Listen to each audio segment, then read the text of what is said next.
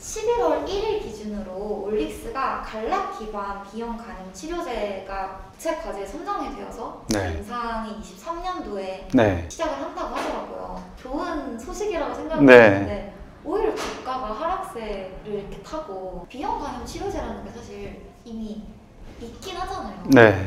그런 시장이어서 그런 건지 거기에 대해서 의견이 궁금해요.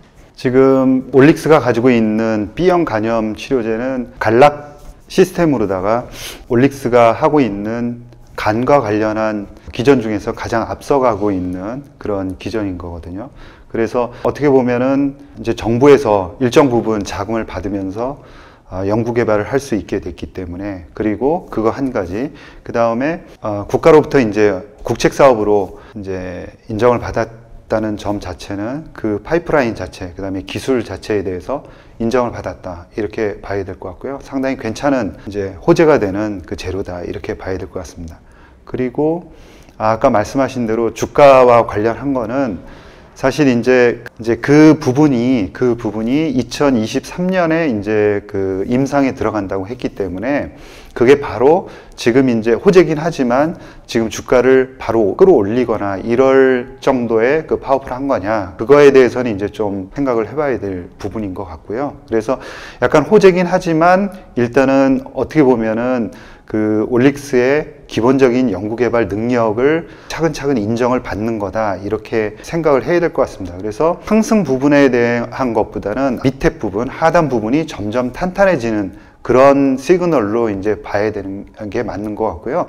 시장에서는 그 간락 시스템을 이용해서 유럽에 있는 회사에게 지금 그 간물질을 4개를 뽑아서 이제 전달한 상황이고, 그래서 이제 그쪽에서도 이제 실험을 하고 있다, 이렇게 이제 얘기를 하고 있기 때문에 그게 이제 매출로 성사되느냐, 그 부분이 더 이제 시장에서는 또 관심 있고 중요한 부분이지 않을까 하는 거고요. 시장은 최근에 조금 그 바이오주 관련해서는 약세로 흘러가는 그런 모습들이 좀 보이고 있고요. 종목별로는 이제 바닥을 잡는 그런 모습들도 보입니다. 그래서 약간 혼재해 있는 상황이기 때문에 썩 바이오 이제 환경이 좋지는 않다, 이렇게 생각을 하고 있는 상황인데, 언제든지 그렇게 먼저 이제 실력이 있으면서 바닥을 잡는 종목들 위주로 해서 먼저 올라올 거고, 이렇게 좋은 호재가 좀 쌓이면 쌓일수록 어차피 이제 그 종목이 상승할 때는 바이오 주식들 보면은 상당히 단기간에 이제 상승을 하거든요. 그래서 조금 더 긴 안목으로 보는 게 맞지 않을까 싶습니다.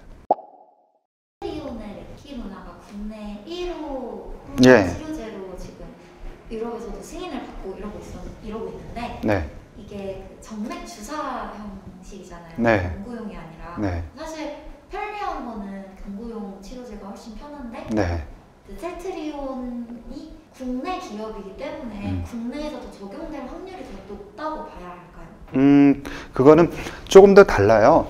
왜 그러냐면 지금 그 미국에 나온 경구용 치료제들은 많은 부분 입원하지 않은 환자들이거든요. 그리고 이제 그 레키로나 같은 경우에는 입원해서 입원 환자가 얼마나 이제 병증이 개선되느냐 하는 부분과 관련된 그런 약이기 때문에 조금 더 다를 것 같습니다. 그래서 미국에서 나오는 약들을 보면 입원하지 않은 환자가 코로나에 걸려서 집에서 그 약을 먹었을 때 나을 확률이 50%냐 100%냐 이렇게 이제 나누는 거죠. 그리고 조금 더 성격이 다르다고 좀 봐야 될 것 같아요, 타격군이. 그래서 레키로나 같은 경우에도 가지고 있는 환자군은 있다, 이렇게 봐야 될 것 같고요. 그래서 유럽에서도 긴급하게 하루 만에 이제 승인을 내줬던 이유가 병원에 입원한 환자 중에 중증 환자로 가는 그런 이제 환자에게 약효가 있기 때문에 그런 거고요. 머크라든가 화이자에서 만든 경구용 치료제는 입원하지 않았고 코로나가 걸렸던 환자들에 대해서 집에서 이제 자가적으로 먹을 수 있는 약이거든요. 그래서 약간 좀 분리해서 봐야 되는 게 맞지 않나. 매수 매도의 원칙을 지키는 게 네. 중요하다고 얘기를 해주셨는데, 제가 만약에 세부 기술도 훌륭하고 현재 임상 1, 2상 중에 파이프라인이 좋아서 그걸 보고 어떤 바이오 기업을 샀어요. 제가 그 매수한 계기인 그 파이프라인이 성공해서 네. 그걸 출시되면은 매도한다라고 원칙을 만드는 게 과연 오른 걸까요? 기술력이나 좀 네. 미래 이런 거에 매력이 있어서 바이오주를 사긴 샀는데 네. 이게 매도 타이밍을 정말 잘 모르겠어요. 아, 그거는 아마 제가 이제 영상에서도 주식의 매수 매도와 관련해서 말씀드렸지만 매수 매도도 경험에서 배우는 것들이 굉장히 많다라고 생각을 해요. 그래서 한마디로 일률적으로 세울 수는 없고 경험에 의해서 이런 경우에는 이렇게 해야겠구나라는 이제 원칙들이 자연스럽게 생길 수밖에 없을 것 같은데요.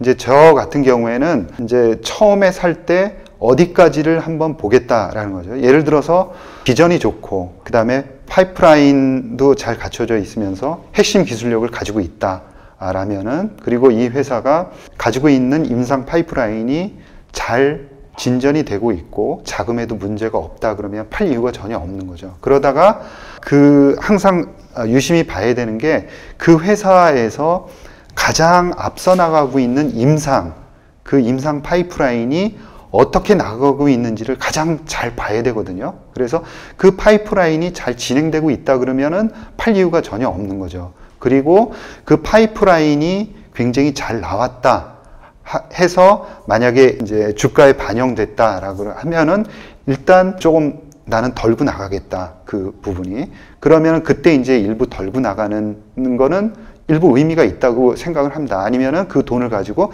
다른 용도로 다른 종목을 더 좋은 종목을 사겠다라고 생각하면은 빼서 이제 가는 거죠. 그런데 그 중간에서 어떤 이벤트가 없는데 주가가 흔들린다라고 하면은 그거는 오히려 뭐 조금 더 사거나 아니면 기다리거나 할 찬스다라는 생각이고요. 사서 이 기술을 처음부터 끝까지 가겠다라고 이제 처음에 생각했다 그러면은 그냥 가도 되지만 그 사이에 어떤 이벤트가 나오고 그리고 약이 또 중간중간에 또 부침이 있을 수밖에 없거든요. 부침에 따라 가지고 이제 다 매매를 할 수는 없겠지만 아주 중요한 순간순간에 있어서는 본인이 생각한 대로 일부 매도를 하는 거는 가능하겠다 이런 생각입니다.